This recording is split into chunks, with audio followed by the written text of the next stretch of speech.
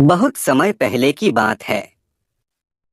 हिमालय की एक शांत घाटी में स्थित था एक छोटा सा गांव शांतिपुर।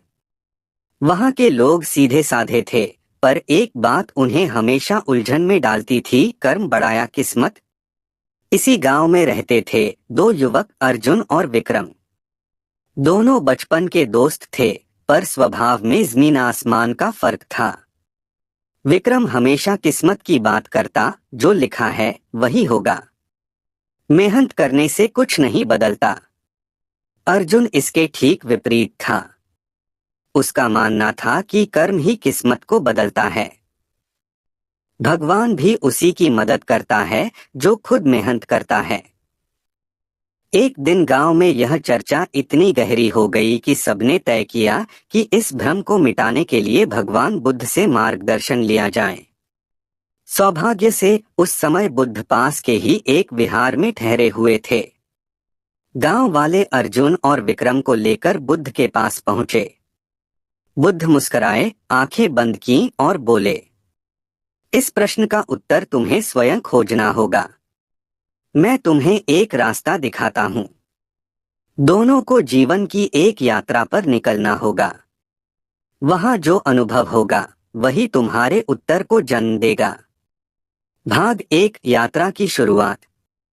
अर्जुन और विक्रम बुद्ध की आज्ञा पाकर अलग अलग रास्तों पर निकल पड़े। विक्रम एक समृद्ध राज्य की ओर गया, जहां उसे लगा कि किस्मत से शायद राजा उसे कोई बड़ा पद दे दे।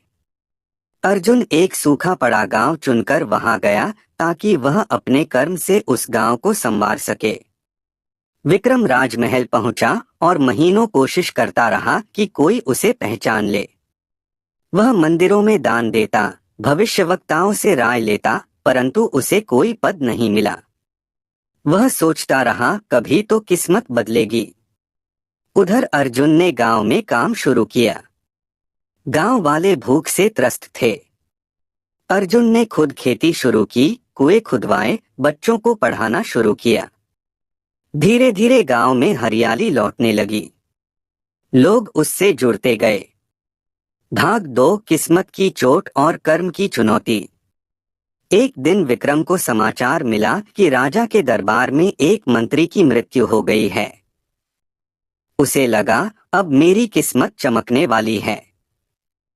पर हुआ यह कि वह पद किसी ऐसे व्यक्ति को मिला जिसने वर्षों सेवा की थी और योग्यता से उस स्थान को पाया। विक्रम टूट गया। उसे अब भी विश्वास था कि किस्मत ही सब कुछ है, बस सही समय का इंतजार है। उधर अर्जुन के गांव में एक बार फिर अकाल पड़ा। मेहनत से बनी फसलें सूखने लगीं। पर इस बार गांव एकजुट था।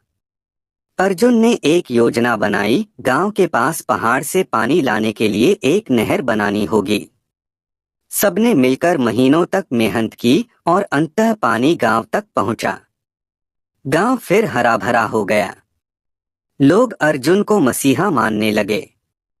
पर अर्जुन मुस्कुराकर कहता, यह मेरी नहीं, हमारे कर्मों की जीत है। भाग तीन, पुनः मिलन और बुद्ध की शिक्षाएं। एक वर्ष बाद बुद्ध फिर गांव में पधारे। अर्जुन और विक्रम दोनों उनके सामने उपस्थित हुए। बुद्ध ने शांत स्वर में पूछा, तो बताओ किसकी जीत हुई, कर्म की या किस्मत की? विक्रम झुके हुए सिर से बोला, भगवान, मैंने किस्मत के भरोसे बैठा रहा, लेकिन जीवन में कुछ नहीं बदला। मुझे अब समझ आया कि बिना कर्म के किस्मत भी सोई रहती है। अर्जुन ने कहा, मैंने कभी किस्मत को कोसा नहीं, सिर्फ कर्म किया और धीरे धीरे सब बदलता गया। बुद्ध मुस्कुराए और बोले, जैसे बीज बोए बिना तुम फसल की उम्मीद नहीं कर सकते, वैसे ही कर्म किए बिना किस्मत का दरवाजा नहीं खुलता। किस्मत एक ताला है जिसकी चाबी तुम्हारे कर्मों में छिपी है। भाग चार, अंत नहीं, आरंभ। बुद्ध की बातों ने गांव वालों को झकझोर कर रख दिया। विक्रम ने भी अब एक नया जीवन शुरू किया। उसने अर्जुन से मिलकर एक नया स्कूल खोला और दिन रात मेहनत करने लगा। अर्जुन और विक्रम दोनों अब मिलकर गांव को और सुंदर बना रहे थे। गांव वालों के लिए अब उत्तर स्पष्ट था, असली जीत कर्म की होती है। किस्मत वहीं साथ देती है जहां मेहनत होती है। और यही थी बुद्ध की सबसे गहरी सीख, किस्मत का निर्माण तुम्हारे अपने कर्मों से होता है।